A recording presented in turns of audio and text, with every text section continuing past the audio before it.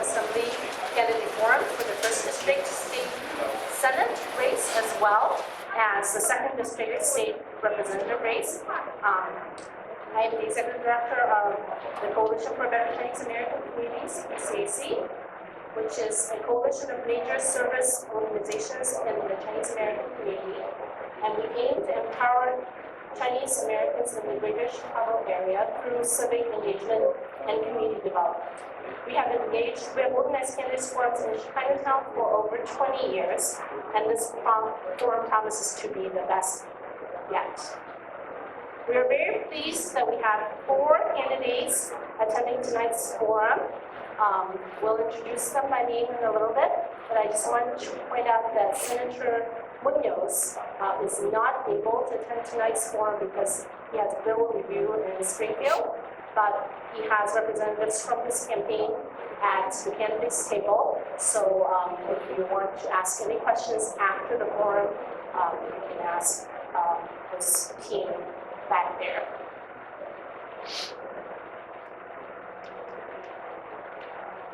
So CBCAC is pleased that the League of Women Voters Chicago and many organizations in Chinatown helped co-sponsor this event, publicized it to their members, and also helped with the planning. The co-sponsors include Chinatown Chamber of Commerce, Chinese American Association of Greater Chicago, Chinese American Citizens Alliance, Chinese American Civic Council, Chinese American Museum of Chicago, Chinese American Service League, Chinese Christian Union Church, Chinese Consolidated Benevolent Association, Fujian Business Association, also Midwest Asian Health Association, St. Teresa's Church and School, Project Vision, Huitak Center, Pingtown Park Advisory Council, and we also of course, the League of Women Voters in Chicago. So we'd like to ask our partner organizations, representatives to all stand together and wave to the crowd. That would be wonderful. Thank you.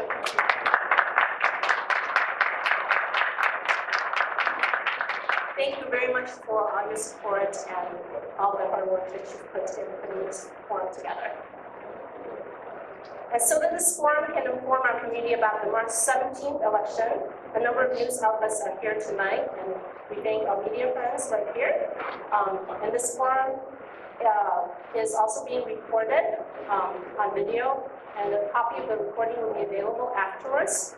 And we will also use tonight's recording to produce a candidate's guide with everybody's answers to forum questions after tonight.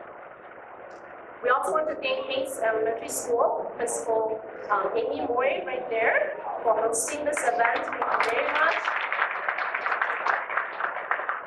And to Ben Lau, who's back there translating as the Cantonese interpreter, and Richard Lang, who's serving as Mandarin interpreter on headphones simultaneously. And for our Spanish-speaking friends, Clarissa Contreras is going to help with Spanish right there as well. So we are very pleased that we're able to offer multi-language support for all of our friends. Also, we have important voter information, such as sample ballots, as well as information about voting from the Chicago Board of Elections. Jane Lau, who's our friend over at the Chicago Board of Elections, is unfortunately not able to be here today, but she has given us materials which will be displayed outside after the forum. If you have questions about voting, where to vote, what a sample ballot looks like, and also information about eligibility to be a voter. Finally, after the forum, the candidates will also be at their respective tables in the back if you wish to ask them questions, or if this is anything that assist, staff will be there. But most of all, we thank you all for wanting to be informed, for coming tonight, and to find out information about the candidate you find most fit, most able, and most in line with your concerns for the state of Illinois, so that you can vote for them. Thank you. So a round of applause for yourselves. At this time, I'm very pleased to introduce our moderator of tonight, Ami Gandhi. Ami is an Asian American works at the Chicago Borders Committee for Civil Rights, a nonpartisan nonprofit organization, just like CBCAC. We have had the pleasure to work with them on crucial issues such as the passage of automated voter registration, which, if passed, will allow citizens to automatically register to vote when they apply for or renew their driver's licenses or when they apply for other public benefits. Thank you. So Ami will be your moderator for the rest of the meeting. Good evening, everyone. Thank you so much to CBCAC for all of your incredible community work and for hosting us here this evening. Can everyone hear me okay? And for the AV, is this all right? I'm going to be standing up and sitting down throughout the evening, and I thank you. Again, good evening, everyone. I'm very excited to be here and serve as your moderator for this important discussion. And thank you to all the candidates who are joining us here today. Before we start, we will go over some ground rules for the evening. All cell phones or electronic devices must be turned off or at least set it to silent. So if you could all please take a moment to set your phone to silent, we would appreciate it. Our League of Women Voters of Chicago volunteer, Diana, will be keeping time. And candidates, please pay attention to the time paddles. When the time is up, she will ring a bell. And I will also remind you, if needed, when your time is up, but please respect the timekeepers here, Diana and Catherine. Tonight's forum will consist of opening and closing remarks from the candidates, as well as questions submitted by community members and organizational co-sponsors. We will, in a few moments, have opening statements. Then, around 5:50, we will have prepared questions from the community organization hosts. After that, around 6:40 p.m., we will have audience questions and closing statements around 7:10 p.m. We will wrap up around 7:15 p.m. with an opportunity to mix and mingle and talk to candidates and talk to community members until 7:45 p.m. For some of the questions, candidates will be given 90 seconds to respond. For other questions, candidates will give a very short yes or no answer. The questions will also be displayed in English and Chinese on the screens in the back. This is not a debate, so candidates should respond to the question rather than rebutting other candidates. No candidate should interrupt another candidate or the moderator. To ensure fairness, we will rotate the order in which the candidates respond. As the moderator, I may choose to insert a follow-up question for clarification purposes. For the audience, please be respectful to each other and the candidates. This means no shouting out, booing, or excessive cheering. No campaign materials are to be displayed in the forum room except for the area we have set aside in the back. And attendees who do not abide by these rules may be asked to leave. There will be an opportunity for you all as audience members to ask questions. And we are collecting these questions throughout the night on note cards. You all see at your seat this note cards. So you can write on this note card, please, if you have a question. And we have about half an hour to keep writing those questions and submitting it to Derek and other host volunteers as well. If your question was not selected, there will be an opportunity for audience members to talk with candidates after the forum. At this time, I invite you to welcome our candidates, and please hold your applause until the end of the introductions. I will share them in alphabetical order. First, Mr. Freud Jimenez for 1st District Senate. For 2nd District Representative, we have Mr. Kenneth Koslar, Representative Teresa Ma, and Mr. Bobby Martinez Olson.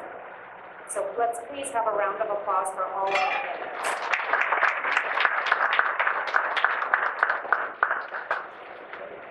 You will each have 2 minutes to present your opening statement for this evening. As you have been reminded, please speak directly into the mic, and please make sure that your red light is on at your microphone station. And we'll begin with Mr. Freud Jimenez. Hi, good evening. Among other things, I would like to say that I am an immigrant, just like many of the members, these communities and the community of Chicago. I came from another country, from a very humble background, and through education and through hard work, I've been able to obtain degrees, and I've been able to succeed professionally through the help of my teachers and through the help of my coaches. I thank you, and I want to let you know what my platform and what my ideas and what I can offer to the Chinese community and what I could offer to the communities in the First District. First and foremost, a senator that is honest and does not participate in conflict of interest, in corruption, in pay to play, in all what's wrong with Illinois and all what's wrong with Chicago. We need to stop the corruption, and we need to stop it right now, and we should be voting to have a senator that is clean. Number two, taxes. We are paying too much in taxes. We're getting basically strangled by so many Springfield laws that every time they need revenue, they go after the backs of working class people. Enough is enough with charging so many taxes to the people that can least afford it, to the people that are retired, to the people that are not paid a check to check. And we cannot be doing this to the hardworking people of Illinois. My promise is that I will work hard like I worked in the past. I work overtime as a teacher. I am a CPS teacher and a CPS coach, and I work overtime in school, and I will work overtime for you. No more part-time politicians, no more politicians that have been in power for 20 years. With me, you have the voice of change. Thank you, Chinatown. I hope to earn your vote. Let's do it together.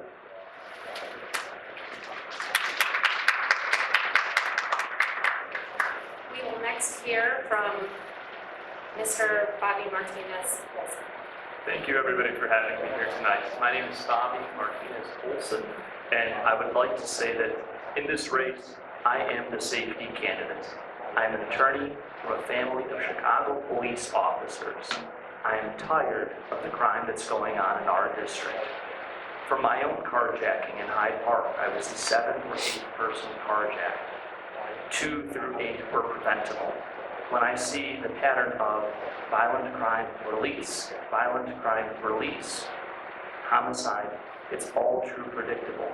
Enough is enough of the crime. I'm tired of people like Kim Fox who release violent offenders. I'm not talking about non-violent offenders. I mean violent offenders to the community that target the immigrant community here in Chinatown, that target senior citizens. Now beyond that, I am a multi-note person. It's long overdue that we have a service center, a one-stop shop in Chinatown for city and state services. When I see the little old lady, the quintessential little old lady on the street corner, who all she understands is her linguistic world. I see my mother moving to this country.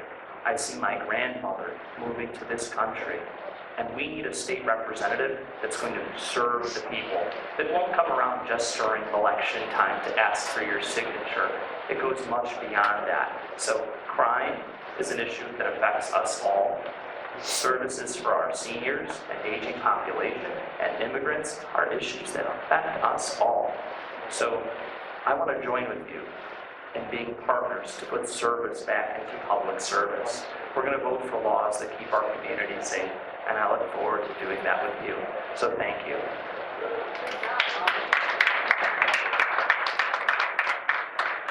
Next we have Mr. Kozlar.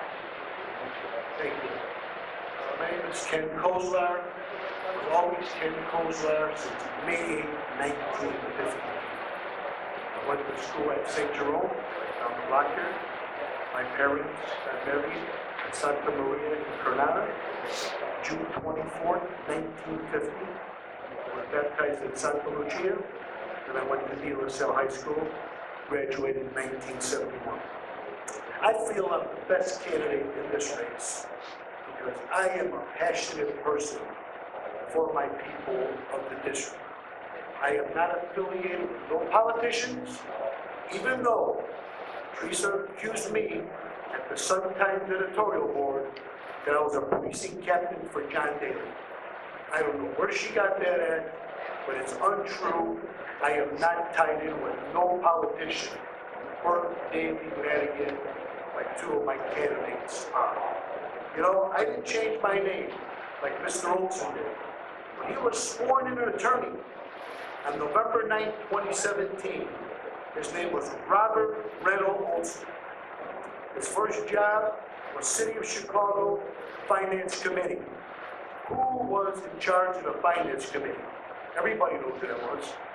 But I want to be honest with you. I want to bring your public trust into me, so when I'm representing you in Springfield, I will have your back. I will have town hall meetings in all parts of the district. And I implore the people, you know, you want to change your name? Change your name. But this young man, about a month ago, I'm canvassing on 33rd and Morgan. He approaches me, said, Mr. Kozlar, we're going to split the vote, drop out of the race. After all the work I did, he asked me to drop out of the race. Look, I'm in it to win it. And I could say more, but it looks like my time is to stop. Because I'm for you people. Thank you.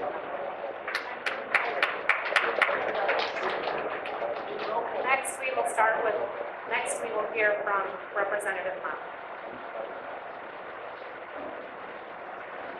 Good evening, everyone. 大家好，我係依州眾議員馬正義，多謝今晚參加呢個節目。Good evening, my name is State Representative Teresa Ma. I'm very happy to be here, and I'm running for a third term because there's a lot of work yet to do. I have served in this position for the last 3.5 years, and the reason I ran to begin with was to really serve the community, which is like the community that I grew up in. I'm the granddaughter of a Chinese immigrant who came during the Chinese Exclusion Act. It was illegal for Chinese immigrants to come to this country at that time in 1924, but he worked hard and built the economy of this country. And then my parents came in the late 60s as immigrants and built a life to reach the American dream. These are the community members, just like the ones in the 2nd District, that I support in my work, fighting for affordable health care, quality education, and all the benefits that help immigrants reach the American dream. I have a track record working in this community, and I want to continue to serve the community. I worked on efforts to build the Chinatown Library, get the 31st Street bus reinstated, fought for Pingtong Park, the field house, and a host of other things, including saving the current post office from being closed several years ago. And I'm currently fighting for efforts to make sure that there is a Chinese-speaking employee there to serve members of the community. These are the kinds of things that I have a track record working on, and I want to continue in this position, serving the community so everyone has the opportunity to reach the American dream. Thank you. Great, let's get straight to the questions. Again, as a reminder, I will indicate the order of response. You will have 1.5 minutes to respond to each of the next several questions, and I will do everything I can to make sure you all abide by this. I may even come and stand next to you if needed. I hope it does not come to that. Please know I'm doing this out of utmost respect to all of you and to our audience and our wonderful host organizations. And you'll hear the bell as well. So let's not wait till it gets to the point where I'm hovering behind you. The first question is about legislative priorities. And my question to each of you will be, if elected, what would be the top 3 laws that you would work to pass? And first, we will hear from Representative Ma. So there are a number of things that I am currently working on, including budget-related items, right? So fighting to ensure quality public education means continuing to work to fund our public schools, and we have added $350 million to the budget in the last year, and we need to continue to do that to fund the evidence-based model, which is a change in our funding formula for public schools, which we passed a couple of years ago. And so working on the Budget Appropriations Committee for K through 12 education, one of my priorities is to make sure that that funding is there. One of the other items that we fund through that Appropriations Committee is the Parent Mentor Program. This is a program that helps immigrant parents and other parents to be able to be involved in their kids' education. We've continued to increase the funding for that program. I've been a champion of it. Other pieces of legislation include, making the pay for people with disabilities more fair. So removing the ability for the state to pay some minimum wage for people with disabilities. That's one of the bills. And then the Transit Benefit Savings Plan, which would allow companies or employees to take advantage of companies that offer this pre-tax program to use public transit. Mr. Martinez-Olson, if Sure. elected, what would be the top 3 laws that you would want to pass? Sure, thank you. So I just want to double check the record. I think that on the school funding formula, Teresa had not voted for it. She voted present. So it was not something that she voted for, but we can double check.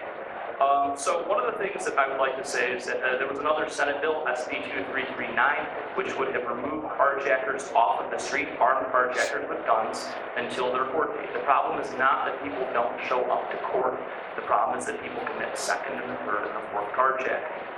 As state representative, I would look to close similar loopholes to end the crime that is plaguing our communities. So Teresa has had 2 terms to enact the laws that she's mentioned, 2 terms to get translators into the community, and has utterly failed to do that.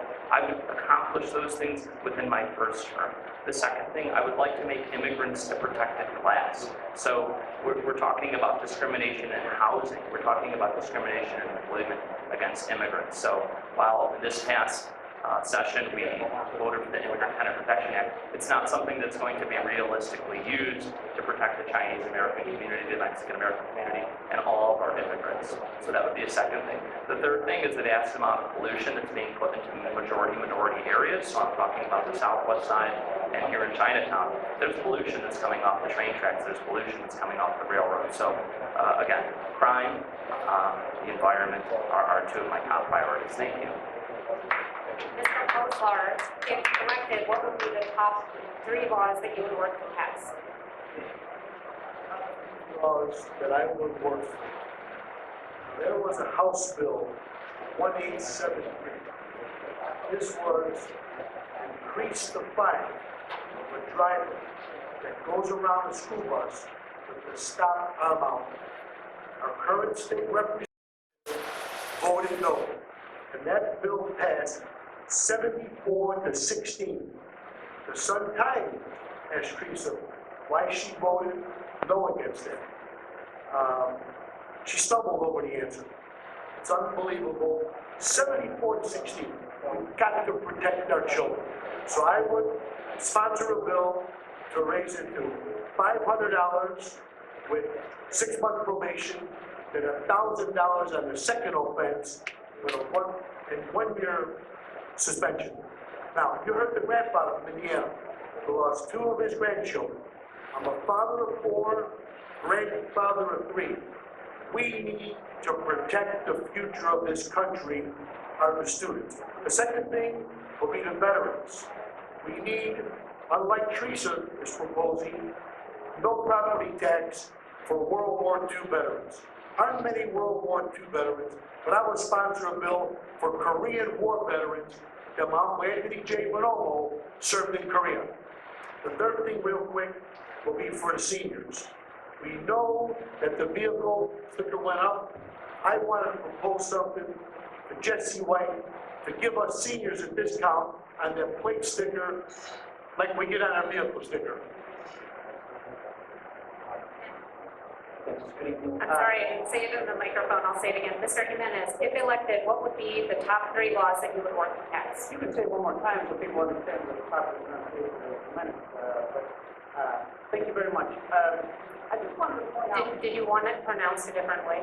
To me, I just want to point out that just like Representative Ma, I was endorsed by both the Chicago Tribune and the Chicago Sun-Times precisely on these questions. They asked us, what will be our legislative priorities? And I know both of us were recently endorsed by both major papers. Let me explain specific what my answer was.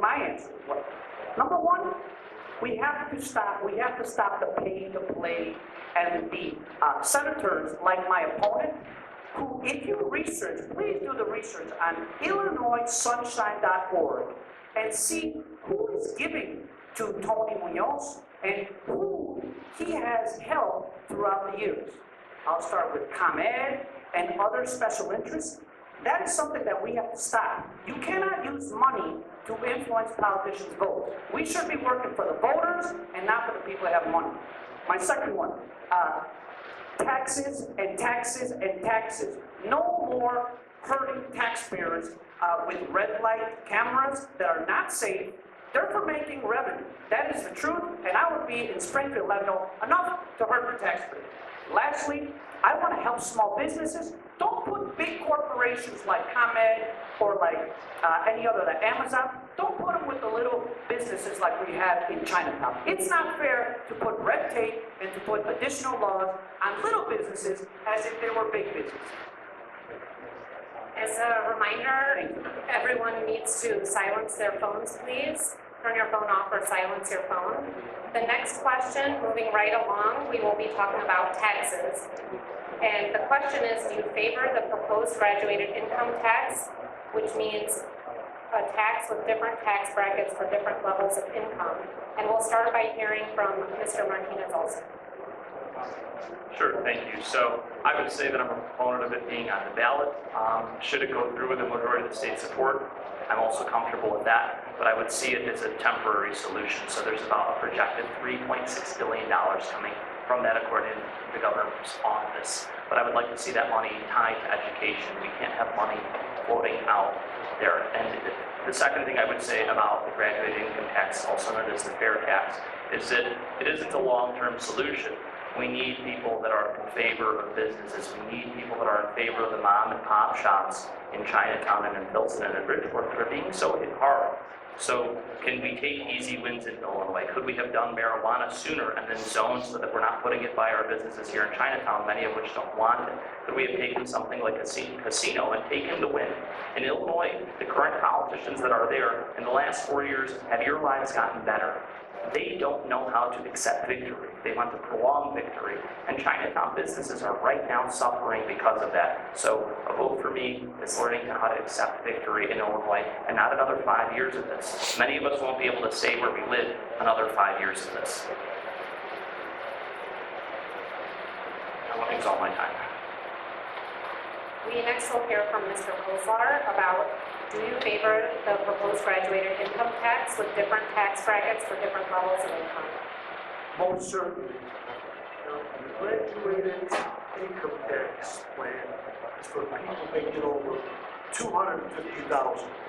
There's nobody, I don't think, in this room that makes over $250,000. So you won't be affected by the graduated tax. The governor is saying if you're under that figure, we might be saving money on the taxes. But I want to see the actual numbers, what the tax, graduated tax rates are, okay? And we need to help with the property tax. I get my bill, like most of us in this room does, and it keeps going up, and up. I appeal every year, and I lose every year, because I do it on my own. I don't hire an attorney, because I feel an average Joe like me could file it as good as an attorney, but most people file an attorney, they get a tax break. I'm not getting one. I'm trying my best to help our constituents make ends meet. How many people are leaving the state of Illinois? In the last 10 years, 160,000 residents of the state of Illinois left the state. We need to do more to help the average people, like in this room, to save money. You know, Medicare is going up. Our Social Security, as most of us know, we didn't get much of an increase. I am for the people. When I'm in Springfield, I will fight for our people. Representative Ma, do you favor the proposed graduated income tax with different tax brackets for different levels of income? Yes, I do. And I was one of the legislators who voted to put this on the ballot. And the reason is we have needed a restructuring of the way we collect revenue in our state for a very long time. It is in the state constitution that our tax be a flat tax, and that means that you and I pay the same percentage in income tax as somebody who's very, very wealthy. And so that's inherently not fair, and the reason that this graduated income tax is called a fair tax is that it makes it more fair so that the wealthy pay their fair share, and the proceeds will in fact go to education and for social service organizations primarily. And so many of the organizations in this community that serve the community members like Castle, Putuck Center, Project Vision, many of the organizations that are like sponsors of this event would see the benefits, and seniors as well. And so that's the reason why I support it. I think that, we need to make sure that the way that we collect our income taxes is fair. This is how it's done at the federal government level. If you make more, you pay a slightly higher percentage, and that's what I am in favor of, and I hope that you will support it in November when it comes up for a vote by all of you. Mr. Jimenez, do you favor the proposed graduated income tax with different tax brackets for different levels of income? I do. Very simply, I do. But I will go one step further. I am a teacher. I would like to answer this question by asking you a question. How many people in this room know how their property taxes are assessed? I don't see any hands up. How many people, very few, how many people in this room would like their state representative or their senator to have an open forum and let you know, this is how we are charging you your taxes? This is the formula. We do not have a very clear formula to explain, and I'm a teacher, I like to explain things, and I like to make things clear. We need to make the property taxes and the taxes that are charged on working class people, we need to explain that, we need to make sure it's transparent, we need to post more things on our websites. If I am senator, you will know where your taxes are going, and you won't have to guess. We can't have people not raising their hands and say, where are my taxes going? Another thing, we should have a progressive income tax, but you know what we should also have? We should have a progressive and graduated taxes on businesses. We should know that big businesses should be compared to little businesses. It's unfair to tax the big corporations just like we do the little ones, and it is very unfair to hurt small businesses in Chinatown and not explain what is the formula. Let me explain it to you. Give me an opportunity and vote for me. I will help you and make sure that it is clean. At this juncture, before getting to the next question, I'd just like to remind all of the candidates to please kindly stick to the time limits that are listed by our timekeepers, or we'll have to keep giving more reminders and bother you. The next question is about safety. With the recent concerns about safety in Chinatown, what can you do as a state senator or representative to increase safety for residents and reduce crime in the long term? And first, we'll be hearing from Mr. Kozlar.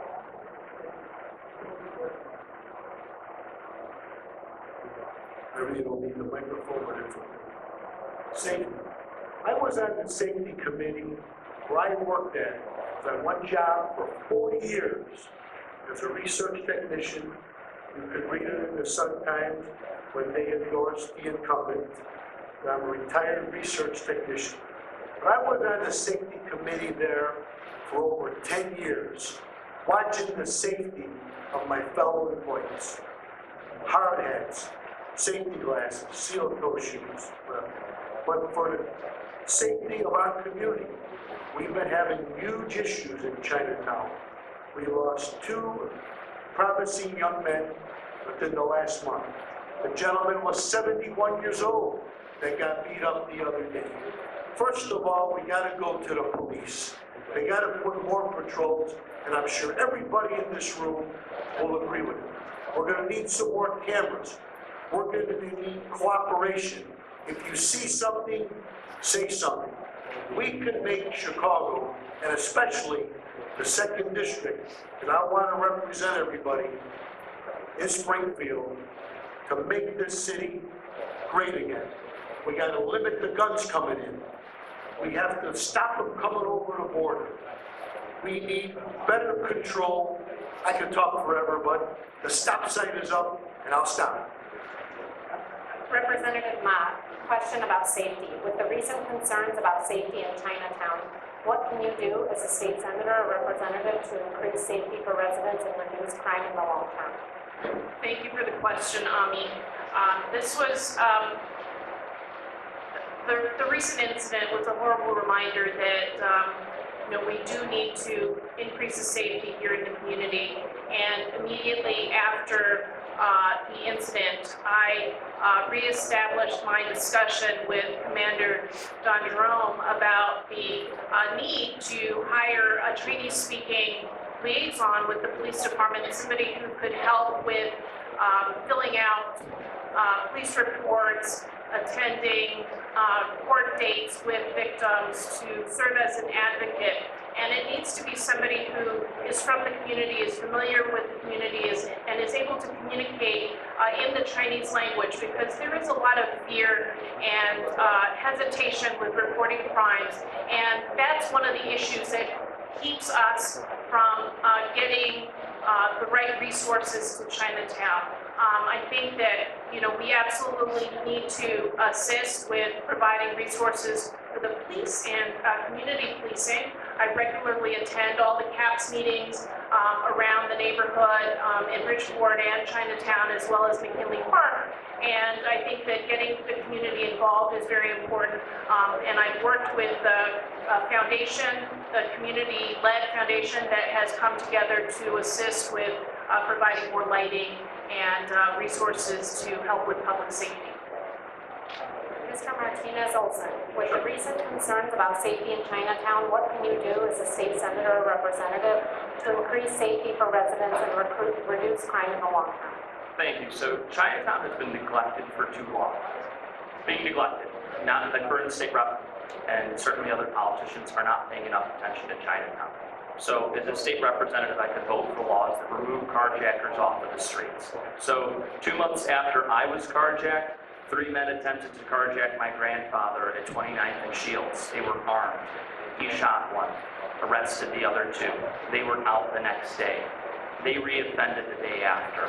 I'm tired of the crimes. Chinatown is tired of the crimes. Chinatown is being neglected, and quite frankly, it's racist. People need to pay more attention to Chinatown. I'm happy to have the endorsement of the Fraternal Order of Police. My father and grandfather and uncle are police officers. I want to bring that safety to Chinatown. When I saw the story in the news the other day about the carjacking, I was appalled, because I'm sure that person has priors. I'd be really interested to see, when we apprehend them, if they're going to be charged. I'm tired of the nonsense that's coming out of Kim Fox's office. And for the record, safety and cap speed, sure. But nobody reached out to me from the state representative's office after my carjacking. Nobody reached out to my grandfather, let alone the poor immigrant that may only speak Chinese, that may only speak Spanish. Where is the safety? And I dare say, look, I'm the only candidate that's going to tell you that somebody other than Kim Fox should win. It's unacceptable. Mr. Jimenez, with the recent concerns about safety in Chinatown, what can you do as a state senator or representative to increase safety for residents and reduce crime in the long term? This exact same question was also asked in Chicago Sun-Times and the Chicago Tribune, and these were my answers, following endorsed by both people. Number one, I agree 100% with Representative Ma. We need to have more police officers be a part of community policing, somebody that understands our community, somebody that understands the language, the culture, and we need to make sure that we don't have less CAPS officers, we have more officers. I am in favor of hiring more police officers to do that specific work, to make sure that we are starting to build bridges. Some people are afraid of police.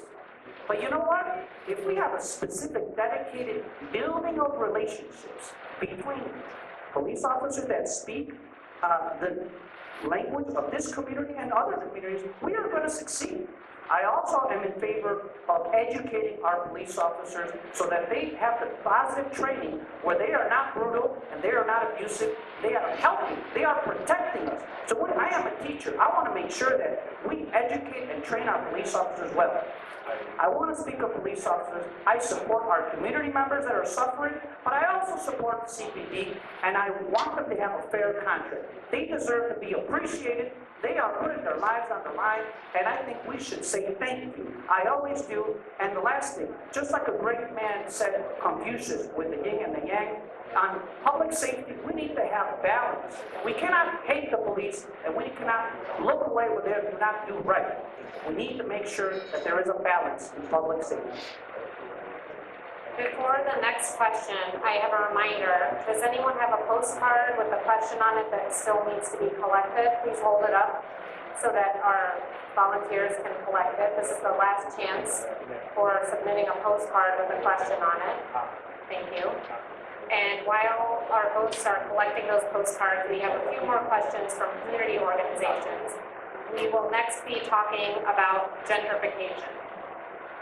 Gentrification often causes displacement of long-term residents in the community, and we have seen neighboring communities changed by gentrification. What can a state senator or representative do to balance economic development, affordable housing, and preserving the culture of Chinatown? And first, we will hear from Representative Han. Thank you for the question, Ami. So we've seen in other Chinatowns the effects that gentrification has had.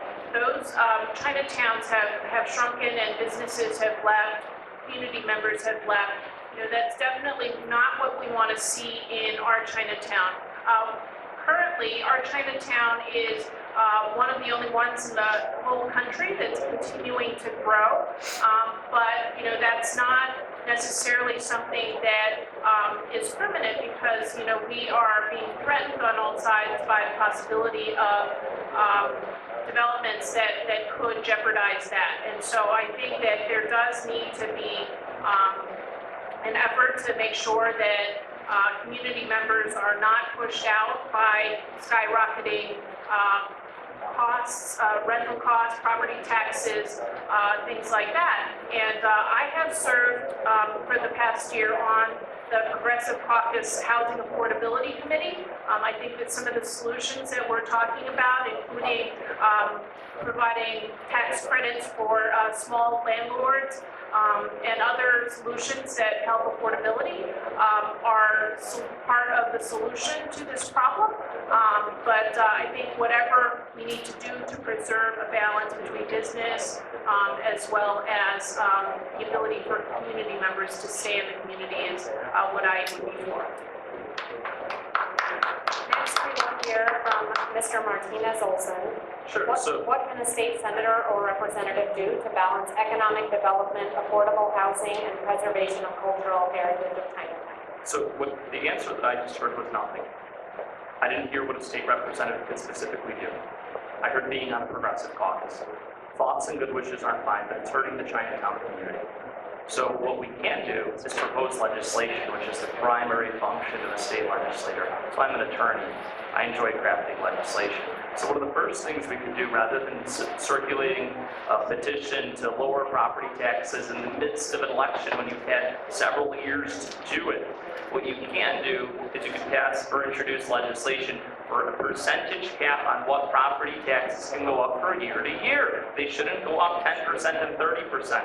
There shouldn't be some, I'll think of a polite word, some very confusing property tax appeal system. Appeals should be automatic for everyone, okay? And there should be a cap on what should go up, maybe 3%, maybe 5%, not 200 and 300%. That's pushing out, let's face it, Asian Americans and Latino Americans. The system is racist and being stacked against us, and there aren't enough voices, even people that will say that they represent our community, speaking up about the issue. So there's one possible solution. The second is, as a state rep, you have a heck of a lot of clout in the developments that go on.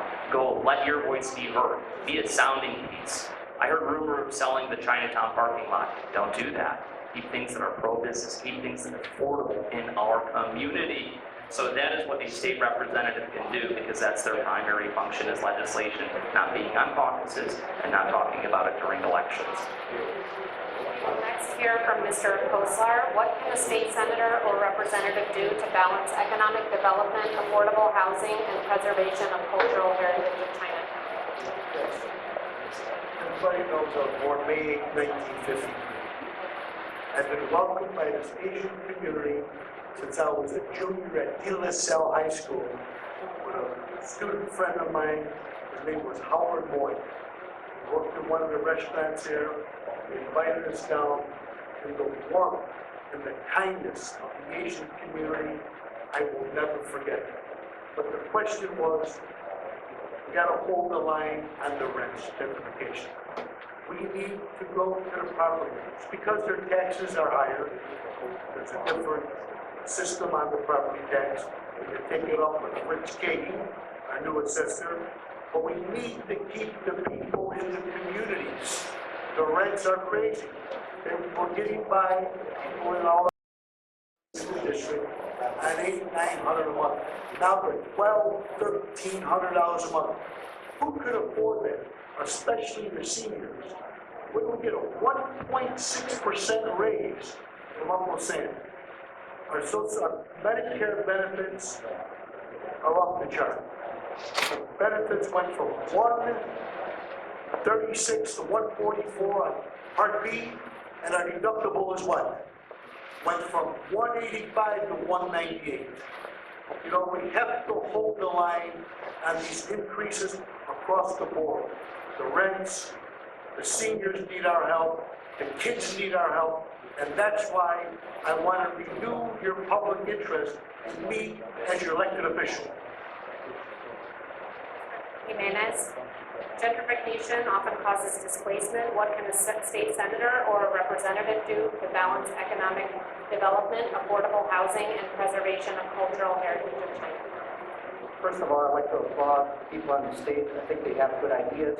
I have 5 ideas that I can share with you briefly. Number 1, we have to enact legislation, I will do it, that says that TIF money cannot be used and collected and then sent somewhere else. That is wrong, ladies and gentlemen. We need to have TIF funds stay in the community. Number 2, we need to have, and I admire Alderman Byron Sichko Lopez for doing this, we need to have community input before we make decisions. We cannot be making decisions without asking the community. 3, instead of and in conjunction with affordable renting, I value affordable ownership. We want to make sure that we empower your families and your future families with the ability to own their own home, to own a piece of where they live. Affordable ownership, a bill to encourage affordable ownership, so it's not so hard to buy a home in Chinatown and any other parts of the district. And number 4, limit the reassessments of property. We assess people over and over. We ask you too many times over reassessment. If you have not moved and you're a long-time homeowner like in Pilsen and you've been there for 50 years, we shouldn't have to reassess your house over and over and over. That is wrong, and I would stand up for the taxpayers and for the people of First District. The next question is about economic development, a very timely question.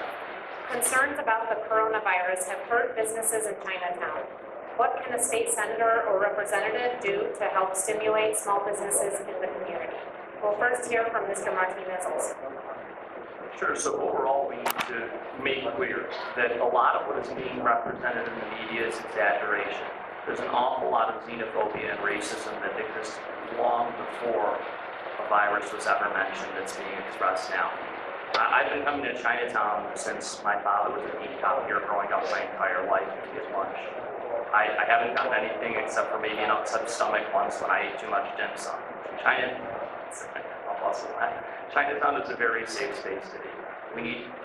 We need to enact legislation and we need to support construction that's going to protect Chinatown. These are mom and pop shops. There's 2 things. We need to look at the billions of dollars in taxes, so they just voted to jack up taxes this past year. We can ask the incumbent about that, it's not my record. Ask about the taxes that are hitting mom and pop shops. And then retail theft. We need to make sure that people feel safe owning a shop in Chinatown. So that there isn't repeat offenders that are getting out because they're stealing less than $500. These are pro-business measures. The environment too, we want to make sure that people know that the air is safe to breathe in Chinatown. So we need to get the word out, and we need to start doing that yesterday, 2 years ago, 4 years ago. The time's now. Mr. Kozlar, concerns about coronavirus have hurt businesses. What can a state senator or representative do to help stimulate small businesses in the community? I was here for the Chinatown parade a few weeks ago. I didn't march in the parade, but I was on the sideline. I got the invitation, they were a little late. They invited me on the Monday afterwards. But what I did is I walked from Cermak to 24th Street on Wentworth, and I went to every business. That day, the businesses were booming. Okay, the virus, stock market's taking a huge hit. Don't look at your 401ks or your 403bs, but the stock market was up today over 1,200 points. Give it some time to hold the line on this virus, but we need to help the businesses. And if they can thrive, like I seen on the day of the Chinese parade, it was outstanding. Every establishment had a huge crowd. Some were standing room only. So we could develop the area. Yes, the taxes are high. So when I'm in Springfield, we're going to try to do something for the small mom and pop businesses to try to hold the line on their taxes so they could survive and keep a vibrant Chinatown like I witnessed a few weeks ago. This is what we have to do in Springfield with this community. Like I said, I've been coming here for 50 years. It's a very, very long lifetime experience that I've been coming here and being accepted by the warm people of the Asian community. Thank you very much. Representative Ma, concerns about the coronavirus have hurt businesses. What can a state senator or representative do to help stimulate small businesses in the community? Thank you. So I grew up in a small business family, and so my understanding of the experiences of the small business owners, especially here in Chinatown, are very personal and deep. And so I'm extremely concerned about the well-being of the businesses. Since the news about the coronavirus spread, there's been a 50% decrease. There's been experiences of, people avoiding Chinatown. And so I've used the leverage of, my ability to reach people from my position in office to bring people to Chinatown. I had a promotional event a couple of weeks ago and sold out a 140-seat event and brought people to Chinatown.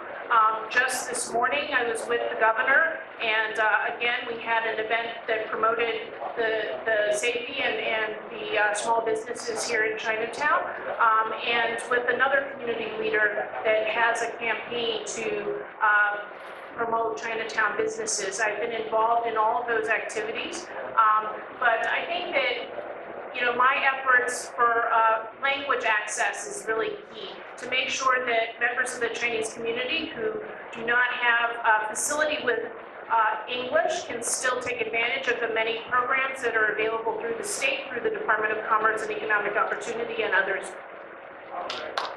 Mr. Haines, concerns about the coronavirus have hurt businesses. What can a state senator do to help stimulate small businesses in the community?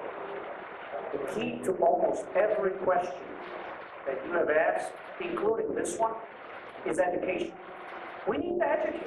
We need to know that something like this is not an epidemic, and we don't need to be so dramatic about things. Basically, I think we need to start a various rigorous program of relationship building. Confucius had 5 key relationships. And among them were government to voter and business to consumer. And so we need to develop the relationship so every corner of Chicago and every part of Illinois knows that through education, it is okay to come to Chinatown. And this is a question about economic development. we not only need to reduce the taxes, which is my main objective, but I will go further than that. I think we need to make loans more available to small businesses, and government needs to step in and say, I want to help you. I don't want to put more restrictions or red tape or more laws that are going to not allow you to expand. I want to be a government that wants to help business expand. And this is going to be here in Chinatown and the rest of the First District. Now, I'm very excited about this next part of the forum, and I hope you all are too. We're going to be hearing a question from Origin Youth Program participant. So I would ask our youth participant to please come on the stage, please introduce yourself, and please say a little bit about what the Origin Program is and present your question to the candidates. Hello everyone, my name is Kyle Schrader. I'm part of the Origin Youth Group, which is a youth group under the CBCAC to help Asian youth develop leadership skills and understand our Asian identity. So a question to the candidates. What are your plans to civically engage youth in your respective districts and collaborate with them to promote the well-being of their own communities?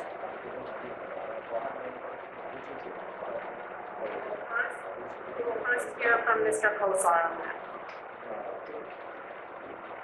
First, what we need to do is to educate our future, which are school children, okay? I went to St. Jerome, outstanding school. De La Salle High School, I finished number 62 out of 305. The education is out there. We have to help our kids, through their parents, to succeed in high school. But remember, if you go on to college, some guys are college material, some are not. And this is where I promote, seems like the clock's running fast for me. Anyway, we need to promote trade schools for the other students that are not geared up for colleges. Everybody has a mission in life to succeed. And if we can get these kids off the streets that have guns, drugs and everything, that will be a step forward, not only to make our district safer, but the whole state of Illinois. And that's why I'm for the kids. That's where we start. That is my idea, and I hope we succeed in that. Representative Ma, what are your plans to civically engage youth in your district? So I plan to continue what I've always been doing here in Chinatown. As many of you know, I started my career in Chinatown working for CBCAC and encouraging community engagement and youth engagement, working with many youth who help to register voters and get out the vote and educate voters. One of the reasons I ran for office is because, I was an Asian American Studies professor. And so I know the history of people in our community being deprived of their ability to become citizens, deprived of the right to vote. And so now that we have that, it's so important that we exercise it. So, this is a life's passion for me to get people engaged and to be an example myself for running for office, focusing on civic engagement, voting on legislation like automatic voter registration so that it is a lot easier for people, especially from the immigrant community, to get involved. This is something that I've thought about and worked on my whole career. And so, I will just plan to continue working on it, offering internships in my office, giving opportunities for you to come down to Springfield, to shadow me and see what I do, and to continue to encourage the community to get out to vote. Mr. Martinez also, what are your plans to civically engage youth in your district? Thank you. So I'm probably the youngest person on stage at 27 years of age, so I can kind of remember what it is, the youth mindset at the time that people are going through schooling and stuff like that. So we have to make sure with the most recent bill, the capital bill and all the other taxes that went into place, that money is actually going to education, that it's actually going to youth and not in general. I mean, this district, here in Chinatown. So what are the programs, and I'm sure afterwards when you have kind of conversation, what are the programs that need funding in this community? That's what we need to be focusing on. It shouldn't just be during elections that we come out and say, what do you need funding for? We need to be doing that all of the time. And as somebody who is very familiar with this district, we need to make sure that there's inclusion, that there's language access, not just in Chinatown. There should also be Mandarin and Chinese access in McKinley Park. There should be in Bridgeport, and we need to work on the environment to make it a really positive place so that young people can bring their ideas to the table, not just for voting, not just for things that benefit us as politicians, that we need to register you automatically for voting and bus you, but we need to make sure that we're actually taking a part of those things. And I wouldn't just be there during election time. Actually, out campaigning, I had a really good time the other day playing basketball with some youth and hearing their ideas, and they were saying that their parks needed funding, that the state needed to get funding. So pretty bright young people, but that's the things that we need to start doing. Mr. Jimenez, what are your plans to civically engage youth in your district? Well, I'm a teacher. I have to say, one of the hardest jobs is to teach high school students. High school students are very difficult to pay attention and do the work. But guess what? God gave me a gift, and He gave me the gift to connect with you. And I have been doing my teaching job for over 12 years. I love it, and I want to go further. Just like I can connect with youth in my classrooms, I want to connect with youth in all parts of the district. But something specifically that I want to tell you that, and I rolled up my sleeves because I really get excited about this topic. We should not be testing kids so that they're so stressed and they're just learning to teach the test. No. We need to have a curriculum and we need to teach skills that are applicable, whether it comes to technology or applicable to the jobs of tomorrow. So we need to make learning interesting and applicable to students. Lastly, I've always earned the respect of my students because I have shown them that I learn too. I promise today, right here, at this very forum, that I promise to take Chinese classes, cultural, so that the next time that I come here, I can have a conversation with you, and I am learning, and I am showing you. I am humbled to take classes just like you should learn from the rest of us, the adults. Thank you very much. I do want to make that a promise. You will see it be complete. Now, I know I asked for not too much cheering, but let's have a lot of cheering for the Origin Youth Program who shared this question.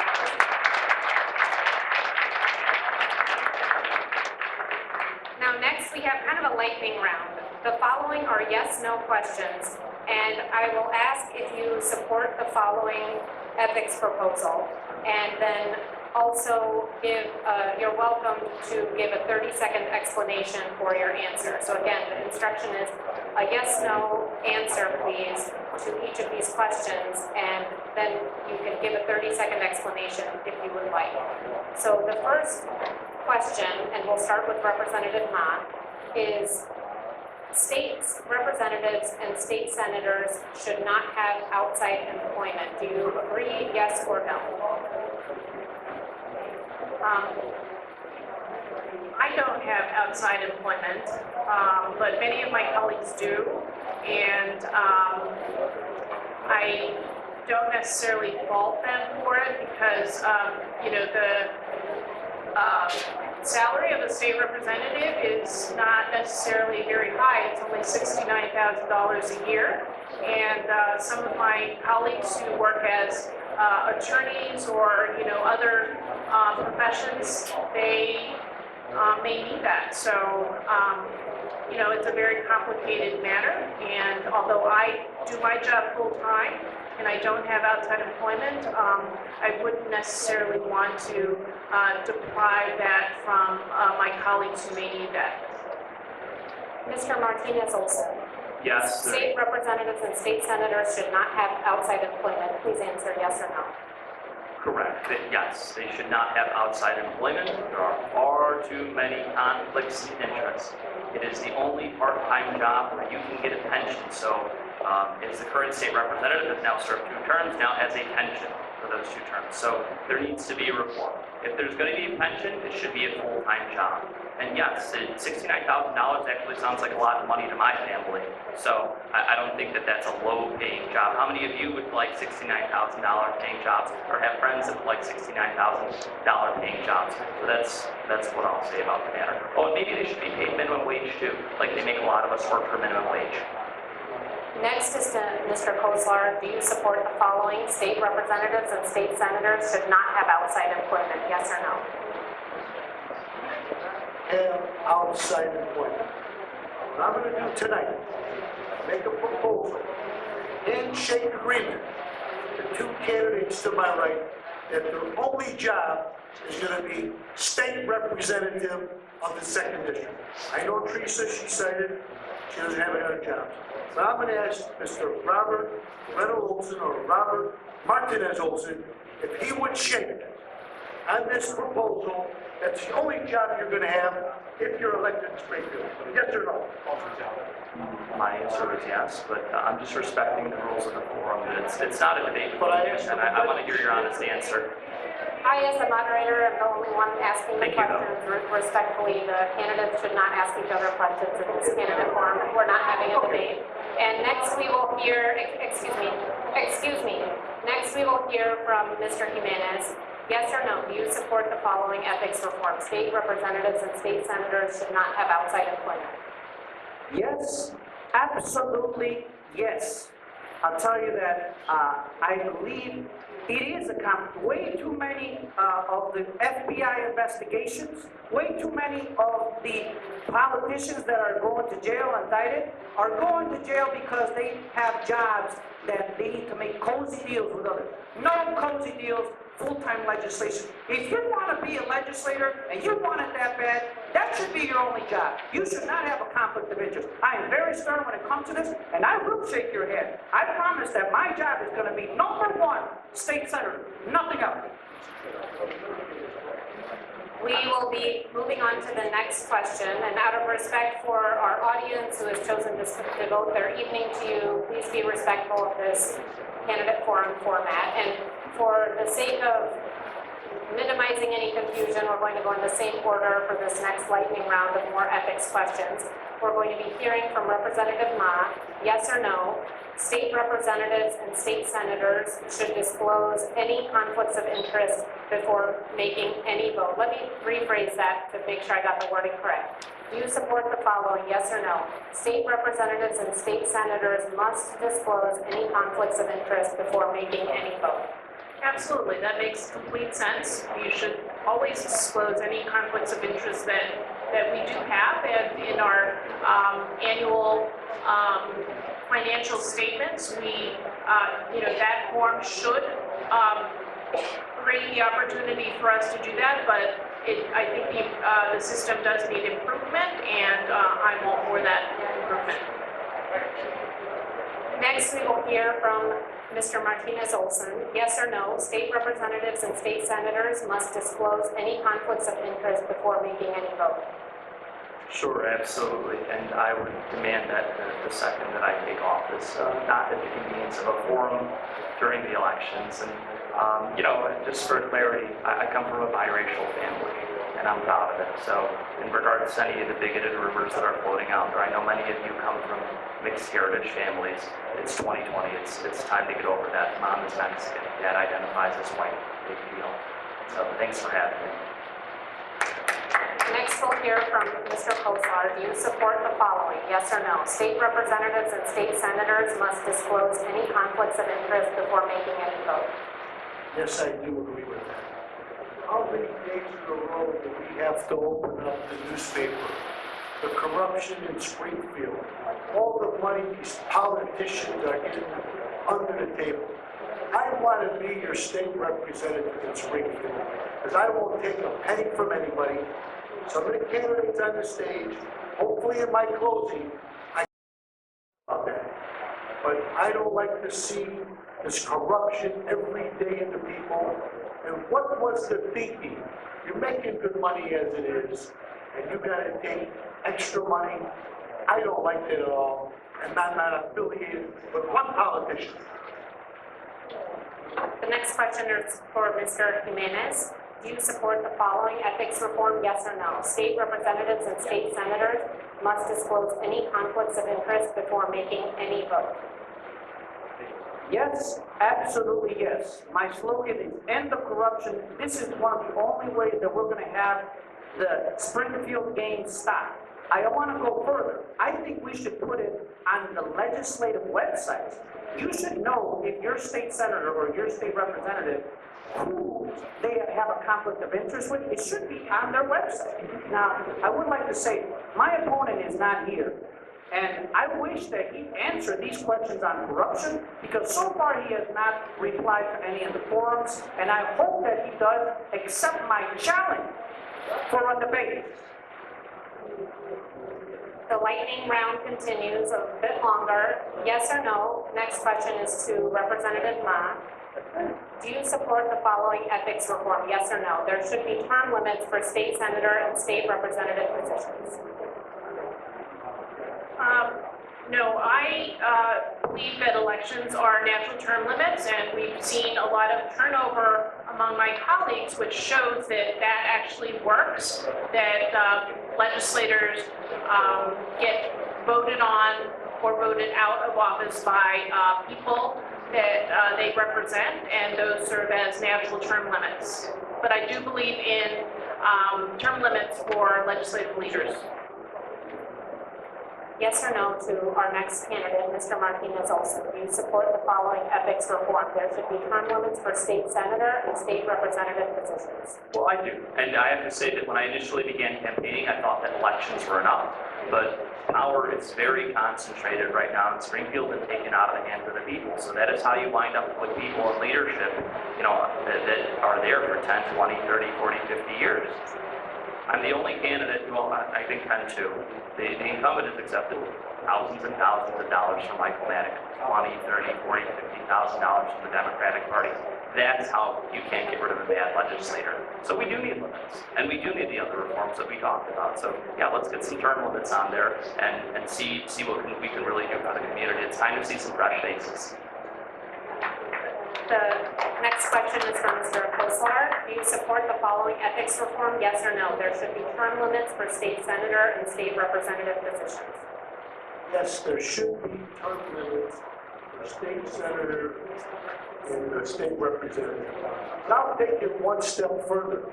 How about in the city of Chicago, the city council? Let's limit these politicians to 2 terms. That's not professional. To 2 terms.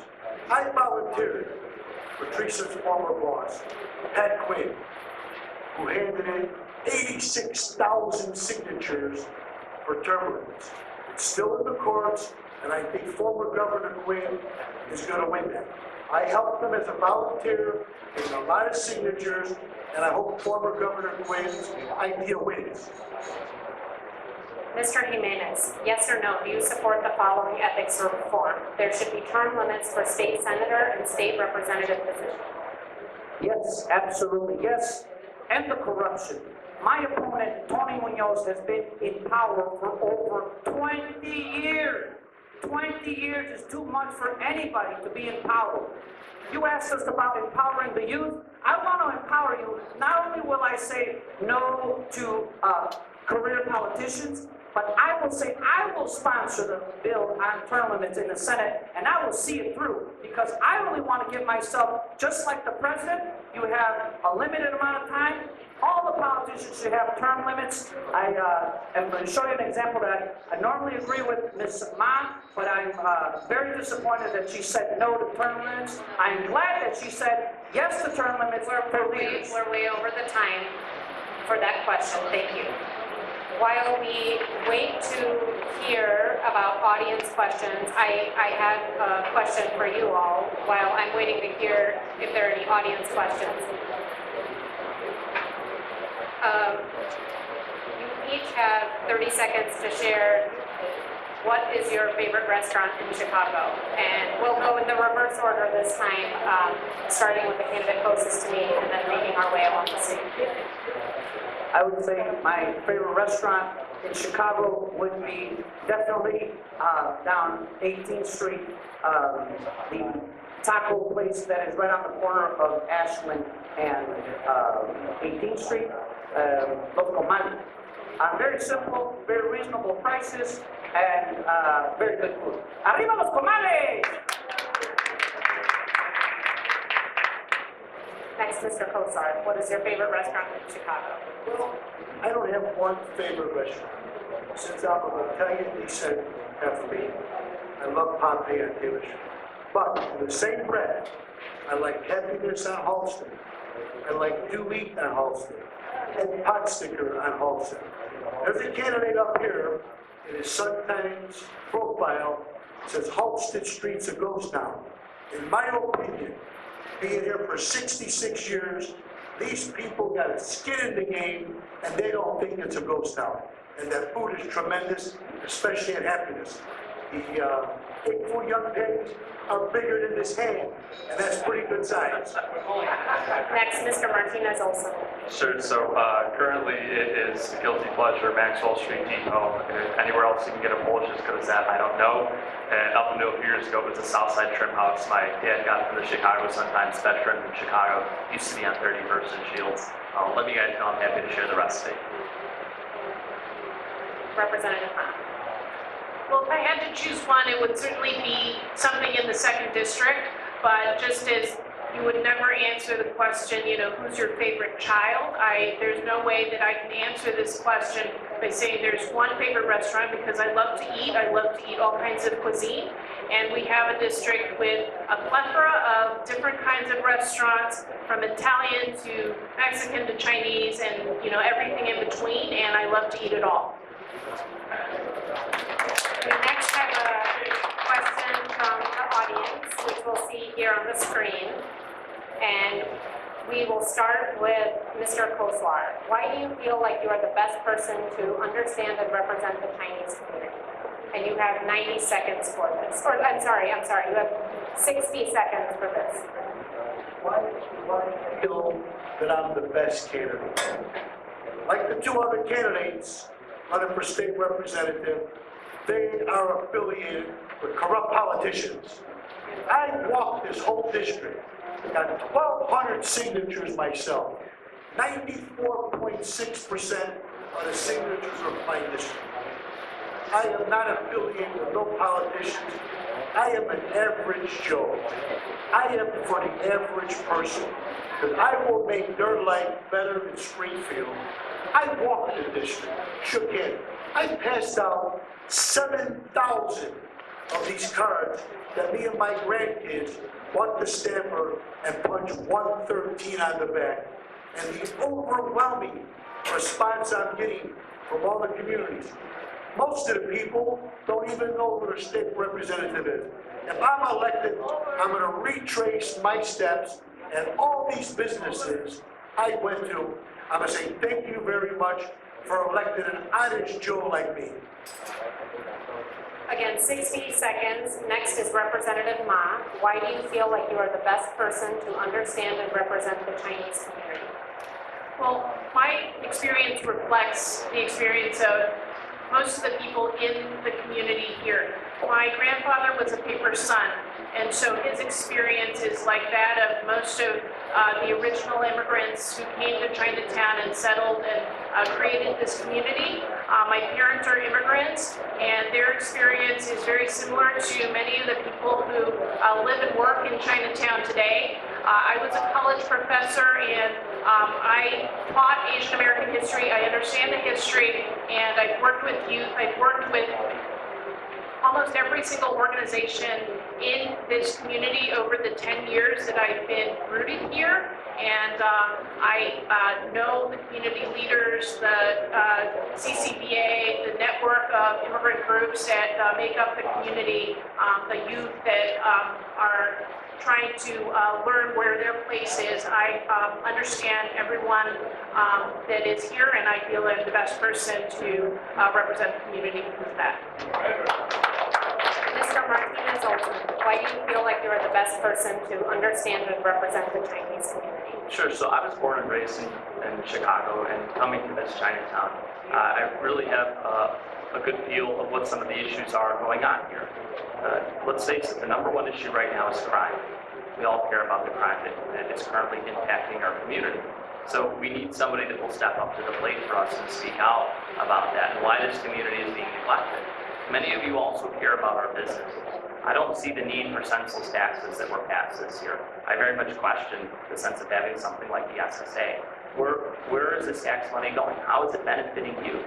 You should be getting a return on your investment. All the money that you pay, you should be able to see something come back. And we're not seeing that.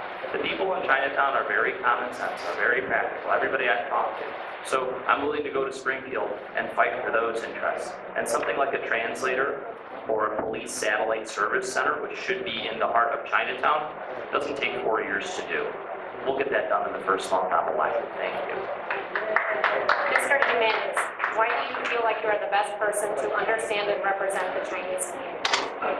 Well, first of all, I'd like to compliment Representative Mott on her answer that all of the restaurants should be considered. In my answer, I'd like to say that I'm the best for all the communities of the first district, whether it be Chinatown or some of the other ones. My opponent has had over 20 years to connect with the Chinese community. Did he ever pledge to take classes of Chinese and to come in and learn? I love to learn. I love to teach. I think you need somebody that is a father, that is raising small children, that really understands and can connect with you. I can connect, and I will connect with the Chinese community, with the Polish community, with the Mexican community, and with all the diverse sectors of the first district. If you vote for me, you voted for a pledge, somebody that understands working class people, somebody that understands immigrants, because I am an immigrant. I will ask you to trust me, and I will ask you to trust me, and I will not let you down. Thank you much, Chinatown. I love you. Let's go.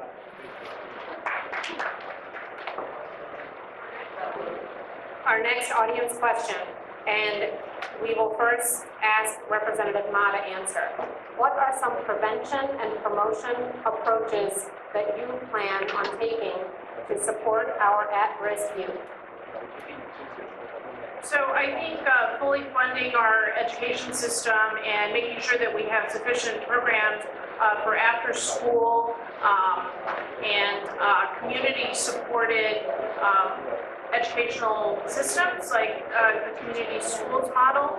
I think that that's something that would certainly help with at-risk youth. I think that, the programs that currently exist, like Project Vision or the youth programs at Castle and Quituck Center, I think that those are really important, especially in this community. A lot of the at-risk youth are recent immigrants who struggle with the language and finding their place here. And so having programs that are able to support them is really key.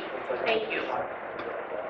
Mr. Martinez-Olson, what are some prevention and promotion approaches that you plan on taking to support our at-risk youth? So as much as I've spoken about crime and I've spoken about responses to that, I think that we need to make sure that we're giving our young people a meaningful skill set. So if somebody can't afford college, perhaps there's a trade. Perhaps there's a trade in renewable energy that they can go into a 16-week training program, become a union electrician, and be making $69,000 a year or more, which to me seems like good money.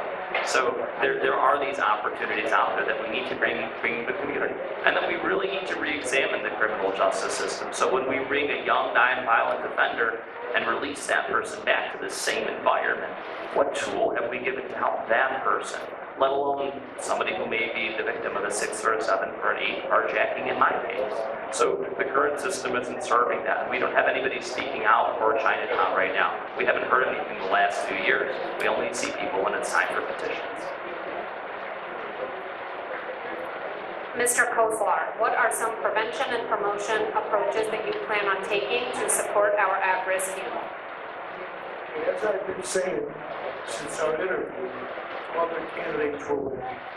Chicago sometime in January 6th. One of my responses was, one of the questionnaires, we need to provide guidance to our youth.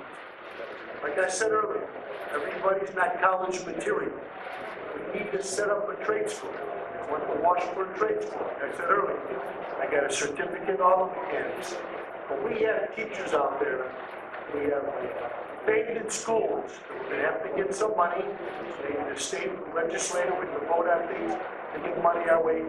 Work with the mayor, because these kids need an opportunity to succeed in life, to get them off the street, to be a carpenter, a plumber, a mechanic, anything to get them off the street of selling drugs and shooting people.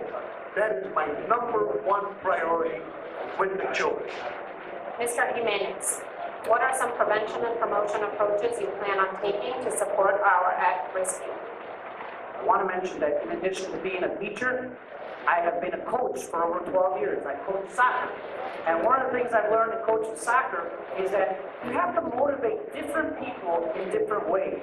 And so for you, I think there's many avenues. But one of those avenues is through empowering more internships. So our youth should be like an apprenticeship, either downtown or in the neighborhoods. They should be learning from the businessmen that are successful businessmen or women in our neighborhoods, and we should motivate them not only with, homework that is about testing and other. We need to help them so they can learn the skills that they can apply. If they like computers, let's give them an internship or provide partnerships so they can learn by witnessing somebody else do that. And if that means a mechanic, or if that means computers, or if that means a businessman like here in Chinatown, let's make those partnerships happen. We'll move on to the next audience question. And first, we will hear from Mr. Martinez Olson. We'll wait for the next question. Do you support the 78? And you have 60 seconds to answer for all of you. We need to put a pause on the project, and the reason we need to put a pause on the project is that we need to look at what benefits are going to come to this community here in Chinatown, to Bridgeport, to McKinley Park. We're all going to be impacted by it. All of our property taxes are about to go up, up, up. Are we going to have a slice of that pie? Are we going to have a center there that's accessible to everybody in every language, or are we going to build a new place where then, oh, by the way, we don't have translators that speak Spanish? For my family, nobody speaks Spanish. Oh, by the way, we don't have translators to speak Cantonese. What are we going to do with that? And then also in terms of all the revenue that's going to be generated from that in taxes, can we get some commitments to the community? Can we get some commitments that that's going to go to the schools in Chinatown? Or, are we going to blame the system, which is stacked against minorities, which is racist towards Asian Americans, which is racist towards Latin American people? Are we going to speak out about that, or are we going to wait for the cake to be baked and then say, oh, there's nothing we can do, I'm very limited in my role as a state rep? The time to start doing that is now. Mr. Koslar, do you support the 78? Well, there's a caveat that's, it's just the road north of here, Roosevelt Road. We need to read the details from these real estate people that want to come in there, what they're proposing. How is it going to benefit this community here in Chinatown and the surrounding areas? We have to make sure we're getting a fair deal. I am tired of politicians getting money, and not caring about us people in this room. We have to look at it, we have to check things out, SOB it nicely, and I'm a walker, a lot of people know. We're gonna put a trail in to walk from here all the way downtown. I'll be the first one on that trail to walk, but we got to see what's going to be beneficial to our community. We just can't okay it. We've got to see how it's going to help our community. Representative Ma, do you support the 78? I'd also like to express the need for caution and also the need for community input before anything moves forward. I think that's the key, to make sure that the community has sufficient opportunity to let the public know what is needed, and to make sure that their needs are considered, and if there are opportunities to create community benefits from the project, I think that those should be pursued. There has been discussion about locating the new Chinatown High School on the site of the 78, and I think that's a really great idea. I think that we should proceed to work with the mayor and other officials and the developers in that area to make sure that happens. But I think that we can't move forward without including the community in the discussion about what actually goes there. Mr. Jimenez, do you support the 78? Not if it's going to be Lincoln Yards, the sequel. We do not need a Lincoln Yards development in Chinatown, absolutely not. But if it is a 78 that is inclusive to the community, if it is a 78 that allows the community in the decision-making process, not just to listen, but to make the decision. I want to applaud our alderman. He is not here, but if he was here, I would say thank you, Alderman Byron Cisco Lopez, for being a good example of how to include our community in the decision-making. And I want to be side to side by Alderman Cisco and make sure that this process is a process where we have the community, but we have the representatives. We cannot have a senator that is missing in action. No missing in action senators. I will be present, a full-time senator. I will be very sure that it does not turn into Lincoln Yards too, because that was a disaster. We will go to the next slide for the next audience question. And first, I will ask this question to Mr. Kozlar. Do you support Andrew Yang's universal basic income proposal and why? Income. We all receive our income, but as we get older, you start tapping into your 401ks and 403bs. I'm paying 20% if I want to take money out of my 403b. Who put that in? Dan Roskowski many years ago. We should fight with our legislature. We should fight with our congressmen to lower that down. Everybody in this room, if you're 70 and a half years old, you know you have to take the minimum retirement distribution on your money, unless it was an IRA that you paid taxes on before it went in, not coming out like most people have to do. So we need something that's going to benefit the people with these taxes, because we are not making ends meet, believe me. Wait for the stop sign to come up. Representative Ma, do you support Andrew Yang's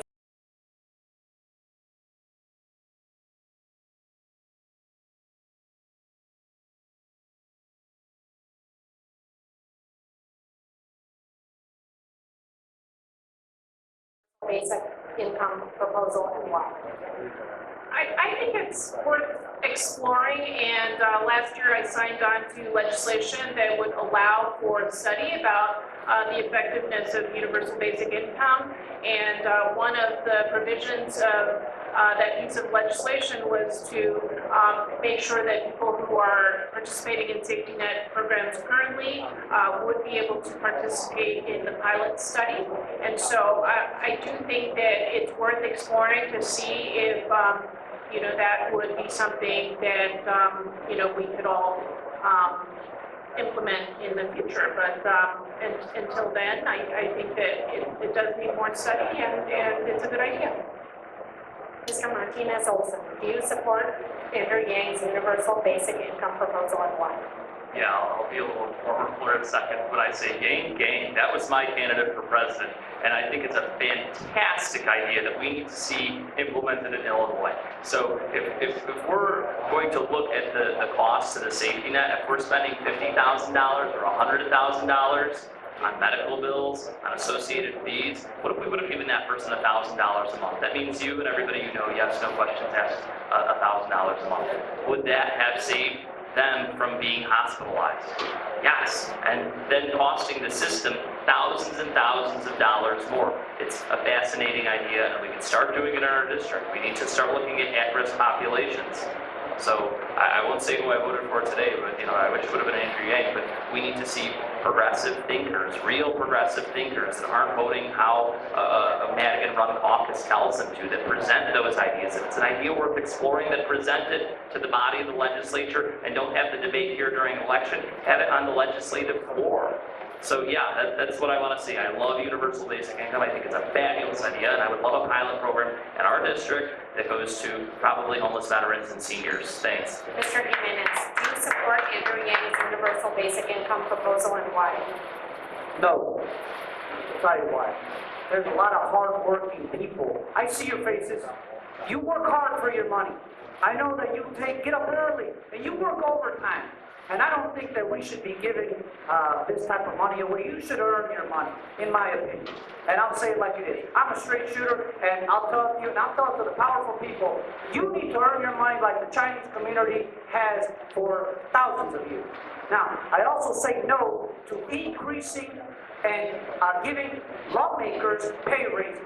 My opponent, Tony Munoz, was part of the last legislative session where they increased your taxes, but they gave themselves a raise. They gave themselves a raise. I cannot believe that. I would not do that. It is really disappointing, and I am shocked that we are not outraged further.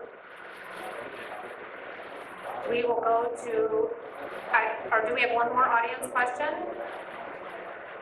Okay, maybe not. So we'll go right away to closing statements. Thank you all for your patience and your time. Reminder to the candidates, you have 2 minutes for each closing statement, and we will go in the reverse order compared to the opening statement. So we will be starting with Representative Ma for a 2-minute closing statement. Thank you, Avi, and thank you all for being here, listening to all the candidates. I spoke a little earlier about why I best understand the Chinese community, but I'd like to also share why I best understand and am the best person to work for the well-being of the entire district. So I grew up in an immigrant family, and one of my opponents makes a big deal about the fact that I wasn't born and raised here, but more than half of the population in the 2nd District was not born and raised here. I seek to represent everyone, not just people who were born and raised here. It's an immigrant community, and it's very diverse. When I was growing up, my family opened up a small business in the Mission District in San Francisco. It was a Latino neighborhood, much like Pilsen. And we created a hybrid business that where we learned from the Mexican baker who was retiring and wanted to share his recipes, and opened a bakery where Mexican pan dulce sat next to Chinese pork buns and other pastries, and it was an experience that I think represents the way that I see representing the 2nd District. There's a great deal of diversity and a great deal of contributions that all the different cultures add to it. I grew up in an immigrant family where I've had to experience the challenges that my parents went through to reach the American dream, and my goal is to help people in this community have an easier time reaching the American dream by making their lives easier, improving their lives, and that's why I'm running for a 3rd term. Next, we will hear a 2-minute closing statement from Mr. Kozlar. Thank you very much. I asked this question earlier to Mr. Bobby Martinez-Olson. Roy shook hands with me, and Teresa, we know, doesn't have any outside interest. Bobby, will you be a state representative of the 2nd District only and not any other outside interest? Shake my hand if you will. Correct, but I gave a good answer, but it's not mutually exclusive from respecting the audience and the rules of the forum. So I agreed with you, but I'm not going to make physical contact with you. Thank you, though. Okay, you're evading the question. Shake hands like Roy did. Teresa mentioned that I just don't feel like actually being touched is the concern. So I said I not agree with being you. hushed. Here's a man that came up to me. This is not a debate. This is the 2-minute closing statement with limited time remaining in the 2 minutes for Mr. Kozlar. It is what it is, but I want to go on issues from Teresa. I want her job. Now, Teresa, she has a $222,000 $107.20 war chest. Where did the money come from? From Mike Madigan, $29,556.18, and the Democratic majority donated to Teresa's fund $59,437.55. But remember, guys, this is in-kind money. This is not money she can do whatever she wants. They tell her for postage, for your staff payroll, whatever. And if you remember, a year ago, she was the chairperson for Mr. Haines from the 15th Ward. It was in a runoff with Mr. Lopez. She gave that gentleman $41,000 out of her money. I will never, ever take a penny from any politician, and I will not help any politician advance. I'm not a pay-to-player. I am for the people, average Joe. And the other candidate, my time is out. Next, we will hear a closing statement from Mr. Martinez Olson, 2 minutes. All right, well, thank you everybody for having me here tonight. You could be at home doing other things, but you instead decided to come and be engaged with your community, so applause to you, the voting population. Now, beyond that, I want to say why I would be a good fit for this district, because I care about this district. I am a first-generation American. I have had people in my family deported. But you know, in the last few years, things like getting translators could have been done. There was a press conference done by the incumbent about how there aren't Spanish speakers in the Pilsen post office. By someone who does not speak Spanish herself. We need to have access to these things. We need to have translators already, 3 or 4 years. It's not about me and it's not necessarily about you. How long can our mom and our dad and our aunts who don't speak English have lack of access to those services? How long do we have to wait for there to be a service center for seniors in the middle of Chinatown, or a one-stop shop? Or even, how about a satellite police center? We need to be getting these things done. 2 terms and a lifetime pension is enough. We need to limit that culture in Springfield. So we need somebody who's young, who is responsive to the community, who is going to be the full-time job, who will pass up a pension, who doesn't mind reinvesting that money into the community. Should I be an incumbent and receive thousands of dollars, which is what kind of Ken is receiving, or getting on $20,000, $30,000, $40,000? How about we redistribute that to the public? Let's not use it for re-election and re-election without term limits. It shouldn't be forever.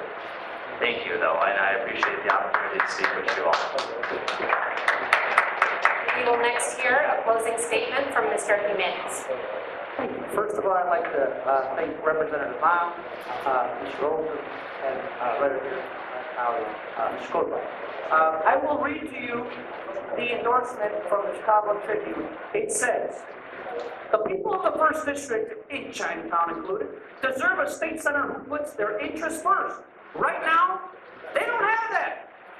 With that in mind, our endorsement in this race goes to Chicago Public Schools social studies teacher, Freud Jimenez.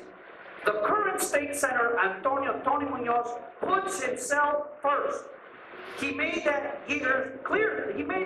years ago when he and his former state representative, Eddie Acevedo, quietly sneaked through a state bill sweetening their pension. The law allowed them to double dip by giving them credits toward the Chicago police pensions for every day they served in the legislature. They also got credits towards legislative pensions for the exact same days, all on the taxpayer's dime. Aren't you tired of that sort of thing? You can show it by voting for Jimenez, who is local school council member from John Hancock High School. Jimenez is also once served as aide to U.S. Rep. Chuy Garcia, who is state senator. Briefly, the Chicago Tribune says, Jimenez is strongly endorsed. Tony, I ask you, come on over here and let's debate. Don't be afraid, Tony. Show us what you have, show us what your record, find some time within the next few days to show us why it is that you deserve to be reelected. Because these papers and the people of the First District don't believe that you should be reelected. We should have change. We should have stopping of corruption and helping taxpayers. Believe in me, Chinatown, give me an opportunity. I am an immigrant. I think like you. I feel your pain, and I want to help you, Chinatown, as much as the rest of the First District. Thank you very much. We're going to win together. Now we have a few more important pieces of information before we conclude today's program. We're doing great on time. Thank you to our audience and hosts for helping this all to go smoothly. Thank you again to the candidates here tonight and to all of you for being here, striving to be informed voters. This is how democracy works. Thank you to the staff and volunteers for the Coalition for a Better Chinese American Community and all of the co-sponsors for organizing this candidate forum. Don't forget, Election Day is March 17th. Early voting has already begun at the Loop site and at 51 community sites, including Chinatown Library, 9th District Police Station, and more locations. For more information, make sure you see the voter information table outside. And I have a few other pieces of information to share. I want to bring my colleague Catherine Mardikes from League of Women Voters of Chicago onto the stage to share an announcement from her organization about additional information for voters. Can we say a nice round of applause for our moderator? She's a third of the thanks too.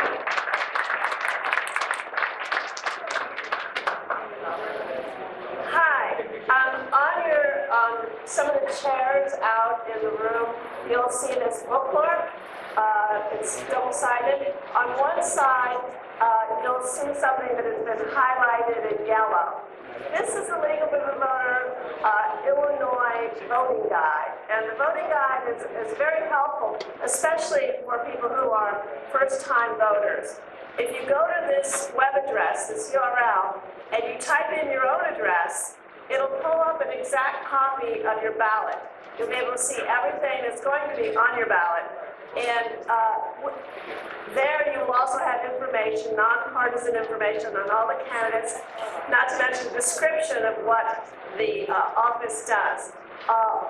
What's especially useful for a lot of us is if you go down to the judges, you'll see exactly which judges will be on your ballot. And there's so many, I think you've all seen before. It gets to be quite a long list. You can figure out those if you can go to other sources to research them, but right there in the guide, they will tell you how the 12 bar associations rank them, so you can do it right there. When you're done, you can mark as you go, you can email it to yourself, you can print it, or you can vote by mail and mark it as you go. So anyway, it's on the bookmark, and it will be good for the general. That address doesn't change, and it'll be especially good for the general when you'll have to vote yes or no to retain judges. Another piece of information I want to make sure to share with you all, again, I'm a civil rights attorney working with a nonpartisan organization, and we run a voter protection phone number. And we've listed our hotline numbers here, and we welcome anyone to call us if you have questions during early voting or on election day. If you encounter any kind of difficulty or problems at the polls, again, we're nonpartisan. And our phone number is 866-OUR-VOTE, 866-OUR-VOTE. And we also have phone numbers for community members who speak languages other than English, 888-API-VOTE, 888-API-VOTE is available for people who feel more comfortable in Cantonese, Mandarin, and other Asian languages. And we also have a Spanish hotline, 888-BEYVOTA, 888-BEYVOTA. So we welcome you to call us. That's what my sticker here is as well, 866-OUR-VOTE. And this concludes our official time together for this evening. You're welcome to stay. We have some more time in this room that the school is kindly allowing us to meet in the back with candidates and friends, and please be safe going home, and thank you all for an amazing evening. Thank you.